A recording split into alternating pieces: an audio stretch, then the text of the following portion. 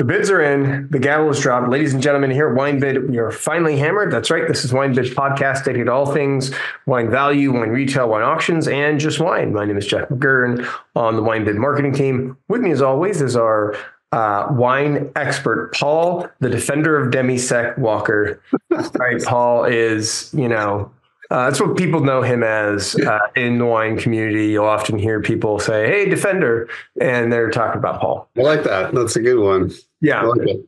Anyway, we're going to be talking about our recap today and everything that happened in this. Well, not everything that happened. Not everything. Oh, some my highlights. Oh my God, Paul's such a literalist. You're like my mother, who was an English teacher for like 40 years, where you're like, done your sentence with a preposition. He does. Gotta have standards. I don't know. Gotta have standards. You have, obviously you have standards. Obviously I don't. Anyway, long story short, we'll be talking about what happened in the auction last night that ended at 7 p.m. on March 31st, 2024, Pacific Standard Time.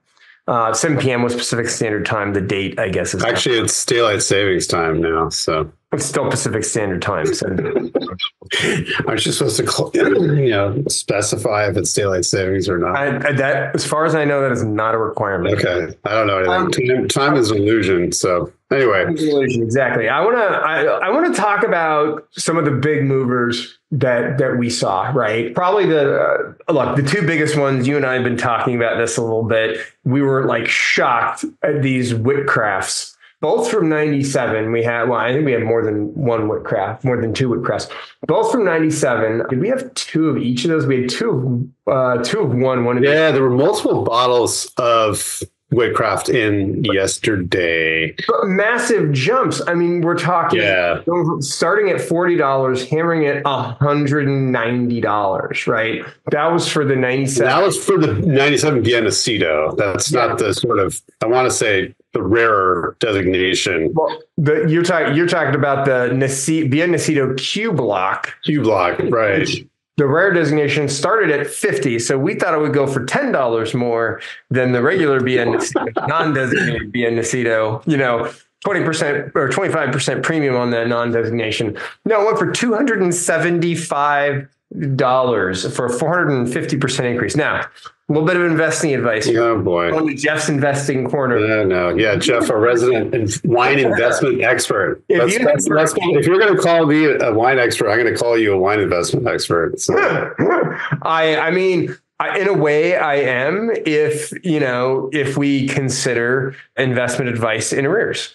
So if you in 2015 bought 10,000 cases of the Nacido Q 97 Whitcraft. I mean, no, it was just a huge jump for Whitcraft. So a lot of people super interested in this producer. Doesn't seem like they're as interested in some of the more recent vintages as they are in that 97. Yeah, it's really strange because we were looking at history and there are recent vintages. I think 2021 Santa Rita Hills Pinot Noir, which is hammered for $35 or $40. So, just recently this year. And so there's something very, very collectible going on about the 90s vintage. Because, that's what 285 was one of the Q blocks, but that's not even, what was the high hammer again? 350 or something? But here's my theory. There's just a lot of people who are 27 years, who are turning 20. No, there's plenty of 97. A lot of 27-year-olds who are super into Whitcraft. Obviously, a lot of them. Obviously, there's a serious cult following for this wine. They're just some these people. They're super into Whitcraft. They all happen to be 27 years old. That's my theory. That's my theory, and I'm sticking to it. All right. It's like on in similar vein, I would say. Is this Labbe winery, because we had a little write-up with our colleague Matt from Parcel did a little write-up on some of the Labbe wines. So I was curious to read because he, unlike myself, is an expert and was able to discuss the differences between the various Chardonnays that were in auction. And I was kind of surprised actually that the Cremant didn't go for more. It started at 40 and it hammered for 59. And sometimes you see, Oh, I wanted to grab that. That reminds me. I wanted to grab it. Well, you missed it. But, it is interesting because if you look a little bit further down in the history of the Labé wines that were in last week, the Chardonnay, the Bajocian Chardonnay started at $90 and hammered at 140. And that's a lot of bidding activity for, that's a pretty recent release wine too. It's not, and we've seen, it's like we talk about Labé I feel like every few weeks or every couple of weeks. It's not like it doesn't come in the auction that often. It's not like it doesn't come in the auction, but I also feel like with Labé, there is this situation where it's like it's on fire for a little while, and then I feel like it calms down, right? Yeah. And it sort of sells it at reserve, and then 6 months goes by, and then all of a sudden, like every Labé that enters the auction is up because just blows up. Yeah. If you look this week, they're all up between 45 and like 60%, right? So yeah. 45. Yeah, I mean the Cremant didn't go that crazy. It didn't go bonkers, but I mean the Chard's all sort. I mean, the Cremant 40 to 59. That's a 47% increase, right?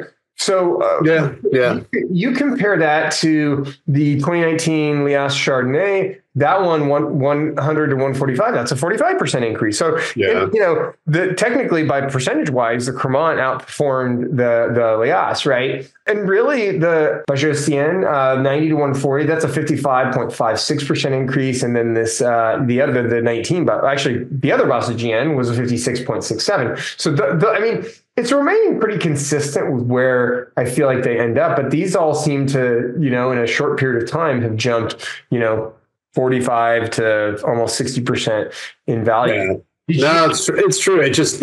They're just, to me, they're totally different price points, right? The Cremant's at this kind of 50 to whatever, 70 range. And the others are well over $100. And I don't know. I'm surprised, but.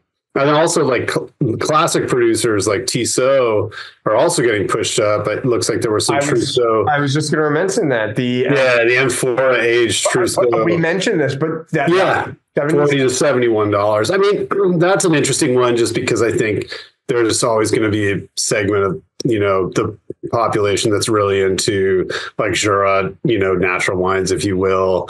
In Asian amphora, and Tissot is a classic producer, so there's probably a bigger draw for that wine. Whereas the Labé wines are, I'm going to guess that they make less wine, period, than Tissot does. Again, I have no idea. I'm not an expert, but interesting. It's always fun to see that kind of bidding activity on Labé wines when we see them often. They're not exceedingly rare at auction. Yes. I suppose Marguerite Pros kind of got bid up a little bit, not as much as I would have expected. That they started at 30 and it looks like they hammered at $36 or $37. So yeah, there wasn't much movement there. Did you see these 2015 Ariana Occhipinti? Occhipinti, yeah, this is one of my picks because there were magnums of it. There were magnums, but the 750 to 2015 Frappato went from 35, hammered at 51 for a 45% increase. But that's not too surprising. I'm not super surprised, but I hammered in June at $36, right? So I mean that's a little bit of a jump in a short. Yeah, it's true. I mean, 15s are out of the market pretty much, so it's going to be tough to find anyway. But yeah, now that's interesting. I said this 96 La Roche Chablis Les Clos was pretty wild, because this wine's La Roche is never considered. I'm not going to say it's a lower tier producer, but it's a big name in Chablis. They make quite a bit of wine, and I was kind of curious to see that got bid up quite a bit. Did I mention? I don't know if I mentioned this one on our podcast, but I was talking about this one because it was like $55 for a Le Clos seemed like outrageously low. We did mention, I'm forgetting. We were talking about it last week. Yeah. Ridiculous. I'm spacing. And I was like, inexpensive. And I don't think it actually hammered for that much more than the reserve. But this wine there were two bottles, and they both got bid up to $92, $93. So I mean, look, if you're interested in trying Le Clos and you don't want to pay Dovesop prices, Ravenot prices, right? I mean, this is a fantastic deal, right? Way to do that, yeah. And then 03 Chandon de Brailly, Corton Claude de Roy, that one jumped up 42% from 50 to 71. Let's talk Riesling here for a little bit. 2020 Wassenhaus Spätburgunder Landwein went from $60 to $100. We sold 5 of those. 5 of them went from $60 to $100. Yeah. Shocked at that, actually. So this is, we'll talk about it maybe a little bit later, but this is a producer I had never heard of, and there's a different label of this wine in the current auction. Curious to see where that goes, because it's already got multiple bids on it. But yeah, these wines are obviously quite hot right now. So that's an interesting one. It looks like a new release too, 2020. I mean, it's probably, one of the more current releases. It's getting that, especially it's getting that kind of bidding activity, right? If you look at other 2020s, they're not getting that much action for the most part. No. Another one that really surprised me, shocked me, was the 99 Mouton. Mm-hmm. So in February, the 99 Mouton sold for $495, right? And it had been holding around that sort of $450 to $520 range, I feel like, for quite some time. And by the way, this is not a wine we don't see regularly. Like, I don't think you go, 2 months without seeing a 99 Mouton. And I mean, it's a pretty regular item. Like, I mean, maybe you go a few months every once in a while, but we see it pretty regularly. It's consistent. Yeah. It's pretty consistent. And, but then two jumped from 465, so 640 after 5 bids for a 37% increase. That seems like quite a market adjustment. I mean, if it were one, I mean, that's one thing, but man. Yeah, especially when it hammered. Well, I mean, it was kind of all over the place earlier in the year, and end of last year is 455, 515, and back to 455, up to 495. So it's kind of jumping around in this 450 to 500 plus category. And then it shot up, it is kind of strange because the price never really went up that significantly, unless you look back, years back to like 2000. I mean, you have to go back a ways because it's a very incremental increase as far as, what's going on there. So yeah, I think it's just harder to find that wine too, because it's not the best vintage. The 2000 is obviously just far and away, like probably far and away the most expensive first growth. But the 99 probably just looks like a deal compared to every other Mouton that's in auction. Not anymore. No. I mean, the 17, the reserve last hammer was 505, and that's arguably a much better vintage than 99. Oh, yeah. So, well, I mean, look, I'm not looking at them right now, but I'll bet you if you looked at the 18 and the 19, those are probably far south of 655, and again, terrific vintage. Yeah, no, exactly. They're most certainly not hitting above 600. I think. Well, no, excuse me. 2020 is at 675, but we don't have any hammers on that. So. No, we do. Different format. Anyway. Let's talk. This is one I believe we discussed. One of your favorites, the Dominus, 84 Dominus, right? This one jumped up 35%. Went from Yeah, that's a big jump for that wine.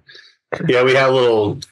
Well, I think this was actually been in auction. No, it rolled. It was in auction last week. It went for $255. 3 lots went for $255 last week. This bottle rolled over, which is interesting. It didn't even sell the first week. So it didn't. Yeah, it did. This bottle rolled. So, I mean, what you'll see, I mean, looking at the history, this bottle's been in the 250 to 270 range forever. So for it to jump to 340, it must have been people that were tracking those lots, because there were a couple of other lots from the same collection, 2 weeks prior. So maybe whoever lost out on the initial offer was like, okay, I'm going to score this last bottle. But that's the thing. It wasn't like, when you look at it, it wasn't just like 2 people in a bidding war. It's a bunch of different people who were interested in this bottle. Yeah. Well, I think they probably thought they could have secured one of the first bottles. They were like, "Oh, there's a whole bunch of it in, the March 24th auction."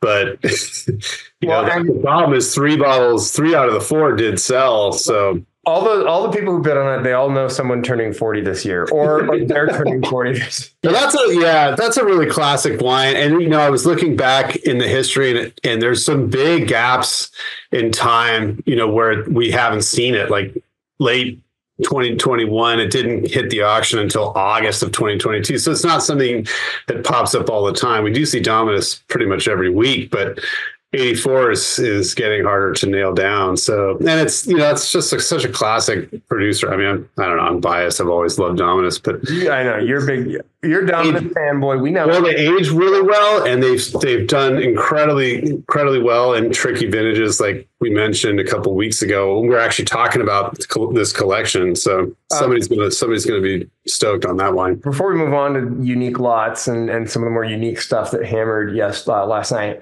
I'll mention another big mover, this 2021 Hofgut Falkenstein Kretnacher Eucharisberg Riesling Cabinet Alte Ribbing Gisela. This one started at a mouthful.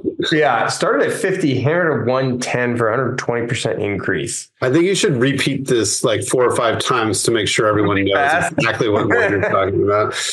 That's an interesting one too, because there's been a lot of Falkenstein wines. We had like a whole bunch of really rare German wine in a few weeks ago, and if I'm not mistaken, this is from the same collection that was in. And I think it was in a single bottle. I was going to say I thought there were other of the same wines that had sold in that prior auction, but no, it looks like this is a one-off. But anyway, that's a rare one. It's got to be a rare one. Let's go ahead and talk some really unique sales. 1847 Shortridge Lawton and Co. Bull Madeira. This one, first of all, looked in beautiful condition, so it must be a recent release. But that was it's always interesting when you see something go from back, before the Civil War. Right, like those bottles have been fascinating. That hammered for $11.95. But to me, the really interesting, unique bottles that hammered were these large formats. The 3-liter 97 Maya from Dalla, right, hammered at 1,700. Again, is from that same collection as the Dominus, and it had rolled over. It didn't sell in the first week, so it rolled over. Yeah, 2000 Grace Family Cabernet Sauvignon 6-liter and the 01 6-liter. The 2000, here's what's interesting. The 2000 started at 1440. The 2001 started at 1450. The 2000 got 2 bids, ended up hammering at 1640. The 01 ended up hammering at 1450. So the 01 was cheaper than the 2000. That's amazing. In the end, right? I mean, yeah. And again, those are both selections from that same seller that had been in a prior week without a bid. So it doesn't make sense. And then I wanted to mention the 98 Stag's Leap Cask 23 6-liter that sold for $9.25. Again, that was another one that sort of rolled over a little bit, but. Some, I don't know. I thought those were like just super cool, large format bottles. They are. I mean, I was just geeking out on this stuff that was in a couple weeks ago. I know. Well, and look, if you're listening to the pod, if you're one of the bots, if you're listening to the podcast and you have a bot that purchased this wine, please invite me to that party. Like, I want to be. No, we have real listeners. Don't forget, we have real listeners. Well, we do have some real listeners. But if you purchased any of those, like, just keep me in mind. I'm a great party guest. I'm a good conversation. Well, I would say you're an agreeable party guest. I'm an agreeable party. Yeah, I won't discriminate. I will be willing to have taste any of those bottles. Right, I will help you. I will help you down those. Don't even worry about it. Let's talk weekly winners. Okay. I mean, look, we already talked about the 99 Mouton, which set a record at 655. Yeah, that's a wild one. Talked about the Whitcraft. 09 was Fortsdale Latour 6-bottle lot ODC, $13.80, $230 for bottle. That's a high for us. Yeah, that seems high, for like 4. I mean, 09 killer. I could imagine that for like the 2000 vintage, but '09, that seems high. Yeah, I mean, that just seemed like a lot. This '01 Marquis de Riscal Rioja Gran Reserva 110, that's a high for us. Our previous high was at 70.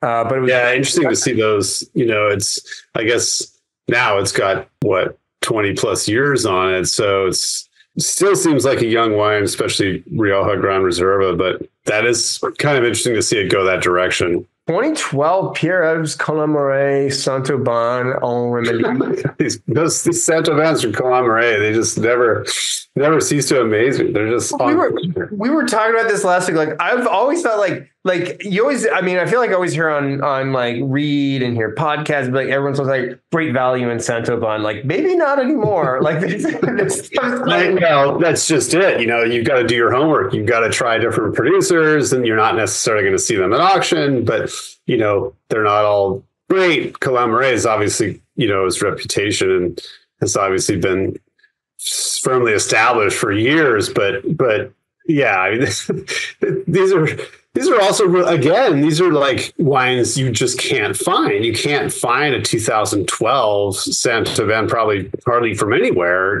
much less from Colomare. So when they do hit, I can see why these are getting, I don't understand why some of the younger vintages like cost more than, say, like the Village Meursaults and things, or even Chassagne-Montrachet, but the older ones, it does make sense, because they are great wines. So 95 Insignia hammered at 305. That's a high for the. Yeah, that's interesting because we're talking about this cellar full of crazy large formats and Diamond Creeks and all this other stuff that we saw a couple of weeks ago.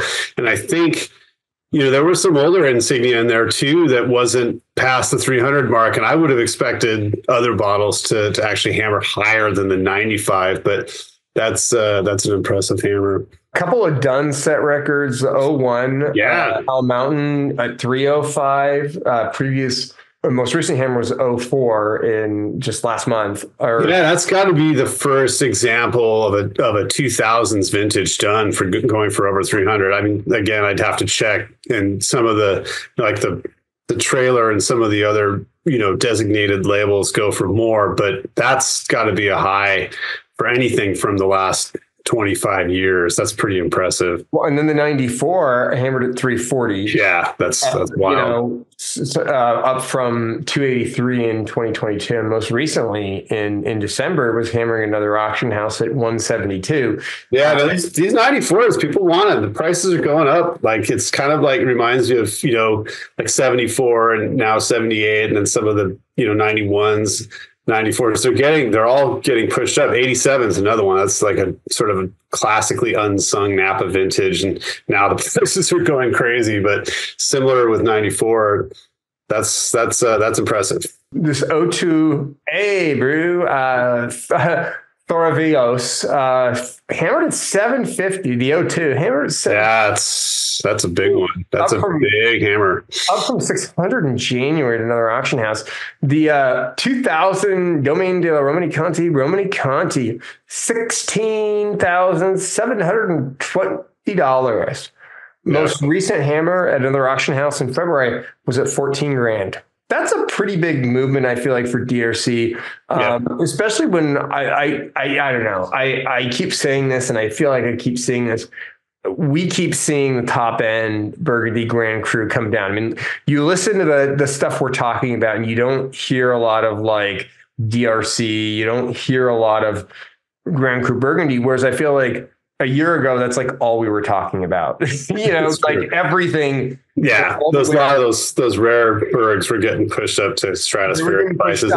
I think they're coming down, but they're not. It's not like they're coming down to where they were priced before, 2 or 3 years ago. They're still very, very high. So it is interesting to see, especially vintage like 2000, where there are some, pretty seriously epic vintages right behind it, 99, and then right after it, 02, which should theoretically command more. So it's interesting to see, something from a vintage like 2000 hit a record. As far as we know, according to Wine Market Journal data, there could be some other big hammers out there for the 2000 RC, but it's an impressive number. This Krug 166 edition. Yeah, Grand Cuvée Magnum for 610. I mean, that's a lot. Again, it's one of those things where good luck finding, first of all, finding the 166 edition, because I think we're now into 170 something.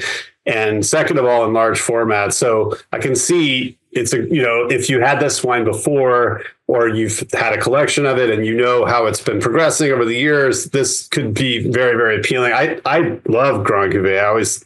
I'm not going to say I prefer it to the single vintage wines, but it's just phenomenally good every release. And so, I'm sure there's serious Krug fans that are like, okay, I want this thing. But yeah, 610, again, that's an impressive hammer for a Magnum Grand Cuvée for sure. This 2010 Penfolds Kalimna Vineyard Bin 170 Block 360, one bottle lot, OWC, $695. The most recent hammer we saw was at $336. That's an impressive one. This is a rare wine, right? Like, it's not something you can just go out and find, even if it's distributed by a big group. It's not just something that you're able to buy at Costco or whatever. I don't know if you can buy Grange at Costco or not, but you can. Okay, so there you go. I don't know if you could find this wine. So, and I don't think we've ever sold it before. My Costco has just shelves of this. They've got like 6 or 7 pallets. Hey, well, go, with your investment advice, you should go buy some and sit on it for 10 years and see what happens. Interesting to see this stuff. And then 2012 Tusky States Cabernet Sauvignon, 685. This is the most recent hammer we saw was 600. 2019. Yeah, I wanted to mention Tusk real quick because take it away. Just because I think this is another one where we do see recent vintages in the auction fairly often. I think actually there's a nice batch of it that just came in that'll be up for sale pretty soon. But the 12, again, I don't know the history of this wine. I know it's like a Philippe Melka project, but that sounds like a pretty early vintage of this wine to me. Well, it looks like it goes back to 08. But anyway, not an easy one to replace if you had a collection or a vertical or something, because I think a lot of these older vintages, that just wasn't much of it around to begin with. So 2019 Bella Oaks Vineyard Red 290, that was a high. Most recent hammer was 270. And then this 07 Boucassel Chateauneuf de Pape Blanc Vieille. Yeah, the old vine's white. For the old it's rarer than it's rare. I think it's rarer even than the homage red wine. Yeah, we don't see a lot of. Yeah, there's not a lot. It's hard to find. 07 too is it's a very controversial vintage. We got like massive scores, but a lot of people don't enjoy the wine. So I'm curious. I speak fluent wine expert, right? And when they say it's a tricky vintage, it means it's not a great vintage. It was considered a great vintage. That's the thing. The 07s, the ratings, if you look at the scores in a lot of the 07 reds, they're through the roof. And then you look at discussions, discussion boards and forums and things, and people generally don't enjoy a lot of the. I like the 07 Chateauneuf de Pape, and I was collected. That's one of the reasons why I was because every time I buy an 07 CDP, Paul's like, "Oh, that's a tricky vintage, that one."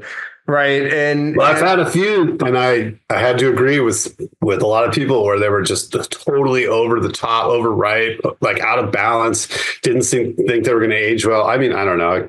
Again, I could be completely wrong. I'm not an expert, so I have no idea how they're going to go. It just sounds like something an expert would say to me. And all right, with that, let's wrap things up here. First of all, obviously this auction is closed, but we've got a lot of great stuff coming into auction this week, or that has come into auction this week by the time you hear about it. So you can go to winebid.com and bid on a bunch of great stuff. And we're going to have a couple more podcasts coming out this week. We're actually going to talk about our picks and some stuff that we think is a great value and we think is worth watching. So be sure and tune to those.